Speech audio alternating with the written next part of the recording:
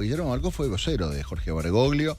Vamos a conversar un poquito del lado B, del lado desconocido del papá, que en algunos aspectos muchos estamos empezando a descubrir lo que no teníamos la posibilidad de conversar diariamente con él. Me parece que también tiene esta cosa de el respeto por la intimidad del Papa, o por el padre Mario, o por el padre Jorge, como le gustaran llamarlo, que en vida no trascendían tantas cosas.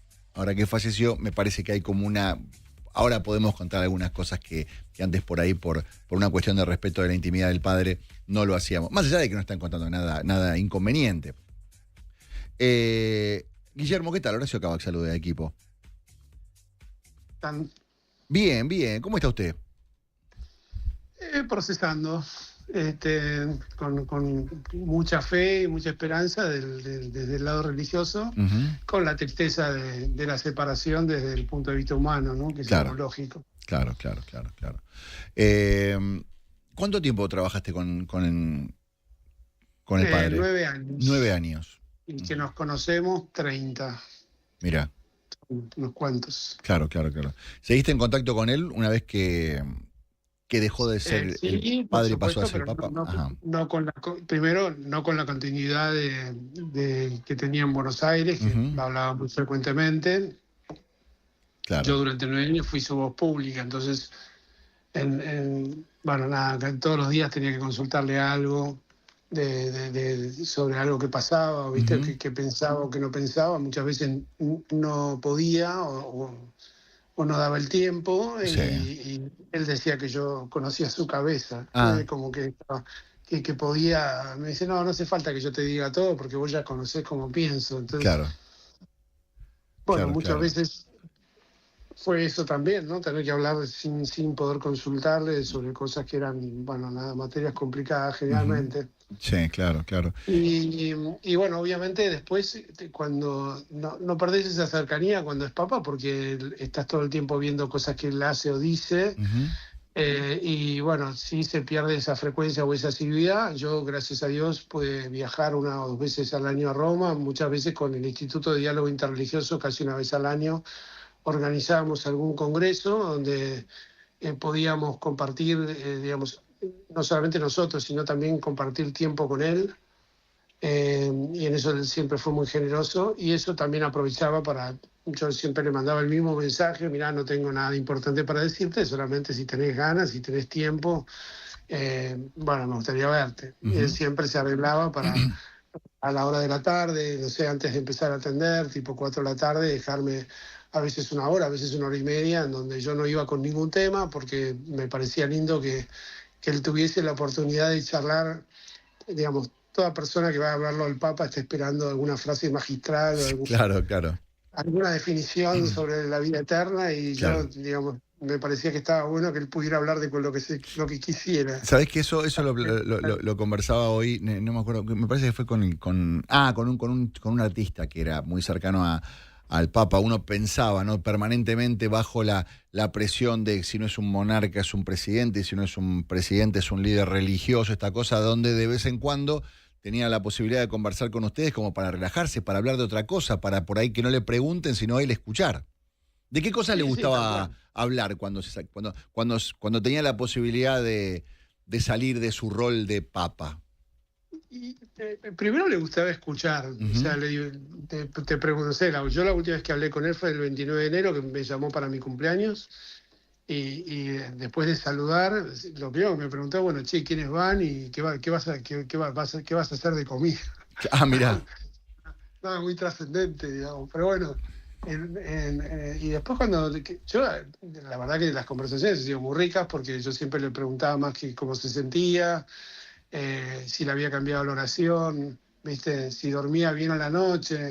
Bueno, después el último tiempo me hablaba de cómo estaba con el tema de la rodilla, bueno, las dificultades que se le iban sumando por no querer operarse, pero bueno, era parte de las cosas que él me podía contar, ¿no? Claro. Y bueno, después derivaba en problemas, pero de vuelta, yo no quería ir a llevarle asuntos, ¿no? Tampoco tenía como yo no tuve ningún cargo de gobierno, no tenía que ir a dirimir cuestiones importantes con él. Si le contaba cosas de los chicos, de la parroquia, a una señora que le mandaba un mensaje. Este, pero bueno, nada, sí, una relación, te diría, por eso yo la defino como amistad, porque a Ujú. veces ser amigo es animarte a perder el tiempo con alguien, ¿no? Claro, Que claro, uno claro. siga como un interés de ese encuentro, Ujú. más que estar con el otro, qué sé yo. Claro. Eso es un poco lo que me pasaba a mí y supongo que le pasaba a él también. Bien, vos decías, recién decías que el padre te decía, vos sabés cómo funciona mi cabeza. ¿Te sorprendió alguna frase, alguna situación, alguna cosa que haya hecho como papa? No, yo creo que él fue muy fiel, o sea, esto que decías vos, ¿no? Que los que ahora los argentinos por ahí van conociendo algunas cosas más de él, pero digo, para mí él tuvo la oportunidad que le dio la providencia, le dio Dios, de desplegar en Roma un montón de cosas que empezaron acá. O sea, algún día lo escribiré ahora que él no está, Ujú. pero sí que Buenos Aires y la Argentina y su formación y su familia y lo que mamó en esta tierra, sin duda es lo que él después desplegó en Roma. Pero digo, la preocupación por los migrantes, él la tenía acá, la preocupación por la gente de la calle también, por la trata de personas, todo el mundo que fue descubriendo en una gran ciudad. Porque bueno, viste que Buenos Aires tiene esa cosa de megalópolis, es el primer papa que llega no solo de Latinoamérica, sino también de una enorme ciudad, Ujú. con toda la complejidad de temas que tiene una enorme ciudad. Bueno, o sea, el medio ambiente, el tema religioso, él siempre, digo, ahora generalmente, bueno, rescatan mucho esta arista del tema de los pobres y demás, pero él siempre, digamos, fue una persona esencialmente religiosa. Se levantaba muy temprano para rezar a la mañana, llevaba a la oración sus problemas y tenía en el cuarto una imagencita de San José dormido. A San José yo lo recuerdo porque, digamos, él le tenía mucha devoción, lo quería mucho y San José recibe en sueños que no rechace a la Virgen, ¿no? Cuando él llega y se la encuentra embarazada, él piensa repudiarla en secreto y el ángel le dice en sueños, que le revelan muchas veces cosas en sueños. Entonces él decía, bueno, yo me voy a dormir y hay un montón de problemas que no pude resolver, entonces se los escribió en papelitos y se los ponía a San José. Entonces decía, bueno, que San José los resuelva cuando yo duermo. Y dormía bien, o sea, dormía Mira, muy bien, dormía en calma. sus 7 horas, no Mira, tomaba ninguna pastilla, digamos, descansaba bien, ¿no? claro, claro, claro. Y Y escúchame, bueno, San José se lo era. llevó de noche también, para mí Sí, es una gracia mira, especial, ¿no? mira. Sabes que hoy José me parece que se llama, quien fue su chofer durante mucho tiempo, me contaba que a él le gustaba viajar al lado de su chofer, que no iba atrás, y que le gustaba contar y que le cuente chistes, que era contador de chistes, que tenía muy buen sentido del humor, que era picante. Tengo el dato de también que le gustaba decir malas palabras. ¿Qué cosas así como distintas por ahí no. Porque está esa imagen del Papa serio, a veces con cara de tujes, pero tengo entendido que era un tipo con mucho sentido del humor también. ¿Qué No, no, cosas no era muy llegamos a chistoso. descubrir del Papa? Muy chistoso, eso en Buenos Aires también. Lo que pasa es que creo que él tenía como este gesto muy adusto así en lo público. Sí. Para mí también descubrir su sonrisa ahí en la. Yo sé qué pasó, que te reís tanto ahora, ¿no? Porque Claro. siempre en general en la foto salía muy serio. Y, pero a la mañana cuando yo lo llamaba en general, yo le pasaba el parte de las cosas que tenía que resolver, para que él me diera alguna opinión y después generalmente yo estaba como disponible porque si él tenía ganas de charlar de otra cosa y muchas veces era dedicarse el resto del tiempo que le quedaba a hacerme bullying. O sea, Ah, le me divertía.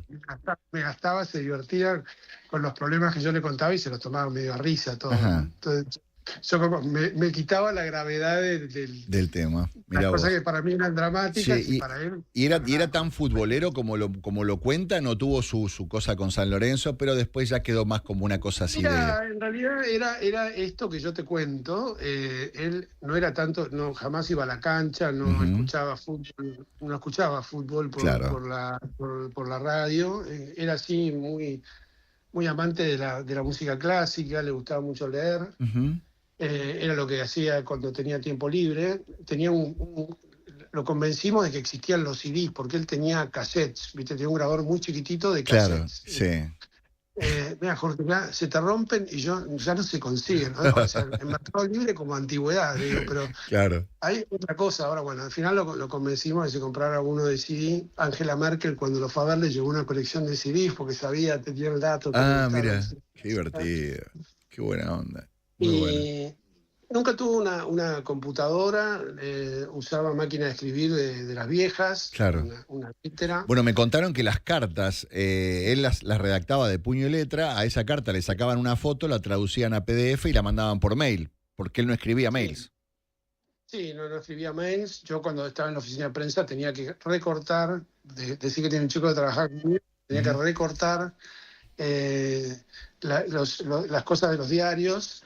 Recibíamos todos los diarios en esa época, Sí. le pegábamos y lo mandábamos por fax. Es una cosa, un trabajo, viste, espantoso. Claro. De una especie de informe de prensa de todo lo que aparecía sobre temas de iglesia en los diarios, ¿no? Claro, claro, claro. Y él siempre leyó el diario en papel, por ejemplo, no era una persona que tuviese, digamos, el afán de leer en una computadora. ¿Tenía teléfono celular? ¿Se comunicaba por celular? No. Nunca tuvo teléfono celular, tenía teléfono de línea, digamos, en general, él a cierto horario, a la mañana muy temprano, se sentaba a leer los diarios y estaba al lado de ese teléfono, que no te atendía ninguna secretaria ni nada, sabés que cuando llamabas a esa hora, te atendía él, ¿no? Y era un teléfono que teníamos los curas, cualquier cura que tuviese un problema, en general sabía que esa hora, de 7 a 8 de la mañana, podía llamar y él le atendía. ¿Y es verdad que él te llamaba así en cualquier momento, en cualquier lugar, te pegaba un llamado y nunca sabías que te iba a llamar? Sí, en general, pero él digamos, las entrevistas las hacía de 45 minutos. Ajá. Y los 15 minutos se los tomaba para contestar a la gente que había llamado en la hora anterior. Ajá. Con lo cual nunca le quedaba muy atrasado el devolver los llamados, ¿viste? Claro. Eso era increíble, porque vos, no sé, por ahí a otros obispos los llamás y te contestan, no sé, como esperan mucho tiempo. Claro, muy interesante. ¿No? Él siempre trató de como ser ágil en eso y yo no sé de dónde sacaba el tiempo, la verdad, porque nada, miles de gestos de esto. Y tiene una letra espantosa, una letra que era así para un grafólogo, porque era una letrita de hormiga, viste, muy chiquitita toda. La firma era diminuta, digamos. Yo el año pasado le mandé, nosotros tenemos una fundación, digamos, un remate que hacemos para juntar fondos, le mandé, que me firmara una camiseta de la selección. La compré, y se la mandé. Y Juan Cruz Villalón, que es el cura que estaba con él allá, le filmó un video mientras firmaba la camiseta, pero le mandé un fibrón, porque digo, me la llega a firmar con una lapicera. Y no se entiende nada, claro, qué divertido. Para que vea la firma. Qué bárbaro. Es verdad que se fue con lo... Tomó el tiempo para firmarla delante del video y mandártela. Bueno, siempre tuvo gestos. Qué divertido. Y escuchá, ¿es verdad que se fue con lo opuesto porque estaba convencido de que volvía? Con lo opuesto se fue con algunas cosas, ¿no? Pero con una valijita, digamos, ¿no? Sí, no, y de hecho pidió un montón de cosas cuando se quedó. Ajá. Empezó a pedir, tráeme el libro, tráeme otro par de anteojos, la pantufla que me dejé. Tráeme un par de anteojos, en serio, pidió pantuflas y un par de anteojos. Sí, tenía anteojos, pero bueno, viste, no se había llevado los dos pares, había otros par de anteojos acá. Claro, pero era el Papa, le podía pedir que le compren un par de anteojos nuevos. Mandó pedir los que tenía acá en Buenos Aires. La única salida, una de las pocas salidas que hizo, a Monseñor Guillermo Karcher le pide, llévame en el auto a la óptica. Es verdad. Tengo un par de anteojos, ¿no? Entonces, es verdad. Él intentó, digamos, recuperar, de hacerse anteojos.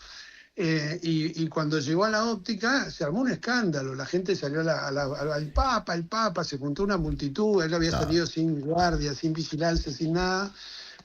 Y cuando volvió, el del jefe de la Guardia Suiza lo sentó y le dijo, mire, Santo Padre, yo tengo así una mujer y tengo 4 hijos. Y esto para mí es un trabajo y yo vivo de mi trabajo.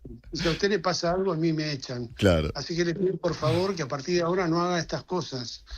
Y él me dijo, a partir de ahí no me escapé más. Porque no me escapé más. No Qué podía. gracioso, qué Yo creo que divertido. es lo que más extrañó. Claro, Lo claro, que esa más libertad. Porque él se extrañó. escapaba, ¿no? Él se disfrazaba, no se disfrazaba, No se él escapaba. iba de Él incógnito, ¿no? A digamos, muchos lugares sí, para que no lo otra vez fue a bendecir reconocieran. una disquería y también tuvo la mala suerte que había un periodista en la parada de colectivo y lo encontró. Pero bueno, en Buenos Aires la gente no lo conocía, entonces Claro, él podía seguir viajaba en tranquilo. subte sin ningún tipo de problemas, claro, Sí, claro. Qué bueno, bárbaro. nadie hacía cola para venir a saludarlo, No, ¿viste? Como claro, que claro. Lo que son, son las vueltas de la vida. Guillermo, no, ¿cuándo fue la última vez que conversaste con él y qué te dijo? para mi cumpleaños el 29 de enero. De este año. Que Ajá. me llamó, sí, me llamó para saludar, como hacía todos los años. Y, y estuvimos charlando, bueno, de un poco de eso, de quién iba, quién no iba, qué iba a hacer. Ujú. Un poco yo lo puse al tanto de las cosas que me habían pasado este año y, y algunas cosas de los últimos meses. Y después él me comentó del jubileo, que estaba recontento con la cantidad de gente que estaba yendo, que estaba muy ocupado, de las dificultades que tenía con el tema de la salud y bueno, nada, el tema de, me dice, bueno, ¿cuándo vas a venir? Y bueno, combinemos una fecha, dale, avisá y más Claro. o menos Y vení piensen. vos, decirle, vos le dijiste, vení vos, venite vos un día para No, acá. es que yo el año pasado no viajé porque estaba seguro que venía Claro. y bueno, me quedé con las ganas. Ujú.